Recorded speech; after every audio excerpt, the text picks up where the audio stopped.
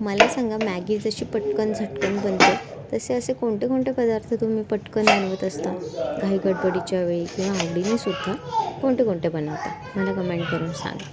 आता मी मॅगीच बनवते पण घरची. आता आम्ही त्याला मॅगी नाही शेवया म्हणतो एवढंच. गावाकडच्या साईडला उन्हाळ्यामध्ये आमरसाच्या जेवणामध्ये शेवया मस्ट आहेत. त्यामुळे पुण्याच्या पुढे विदर्भात वगैरे आमरसाच्या जेवणात शेवया खाल्ल्या जातात. म्हणून वर्षभरासाठी 12-12, 15-15 किलोच्या शेवया बनवून ठेवतात. मग आता उन्हाळ्यामध्ये जेव्हा आपला आमरसाचा कार्यक्रम संपतो तर त्यानंतर त्या शेवया उकळून त्यामध्ये दूध टाकून तूप गूळ वगैरे टाकून पण त्या शेवयाचा भात खाल्ला जातो.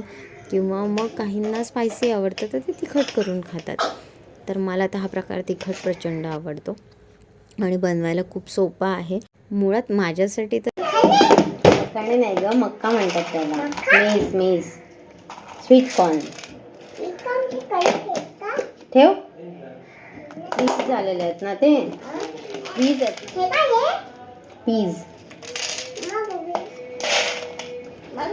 हा, तर मी म्हणत होते की मुळात म्हणजे माझ्यासाठी आनंदाची गोष्ट आहे की अशा सर्व आवडत्या भाज्या त्यामध्ये टाकून मुलं फार आवडीने खातात. आणि माझी छोटीशी आदू तर खूपच आवडीने त्याला मॅगीच समजून खाते.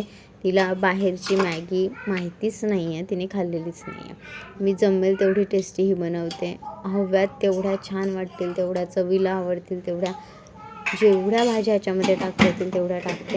पण त्यातल्या त्यात मक्याचे दाणे, मटारचे दाणे, कांदा, फ्लॉवरसुद्धा भरपूर वेगवेगळे कॉम्बिनेशन करू शकतो. पालक, पनीर, मशरूम, क्रीम थोडीशी ॲड केली की ते मिल्की होतात.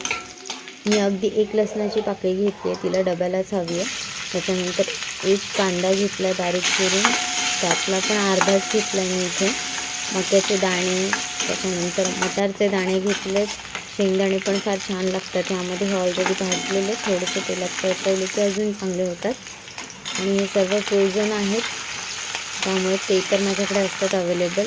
जिथे जिथे आवडीने खाण्यासारखं त्याच्यामध्ये ते घालता येतील त्याच्यामध्ये मी ते टाकत असते, जेणेकरून पोटामध्ये जाईल. बारीक केलेली कोथिंबीरसुद्धा हातच परतून घेते. ती जशी छान कुरकुरीत थोडीशी झाली कधी कधी त्याच्यामध्ये तर तिला फार आवडते ती. त्याच्यामुळे असं आहे. बाकी त्यानंतर तुम्ही त्याच्यामध्ये मुलं थोडंफार तिखट खात असेल तर थोडंसं तिखट, असला तुमच्याकडे घरगुती गरम मसाला वगैरे खात असतील तर ते जे तुमच्या आवडीप्रमाणे मुलं खातात ते. कधी कधी नुसते हळदीवरही छान होतं.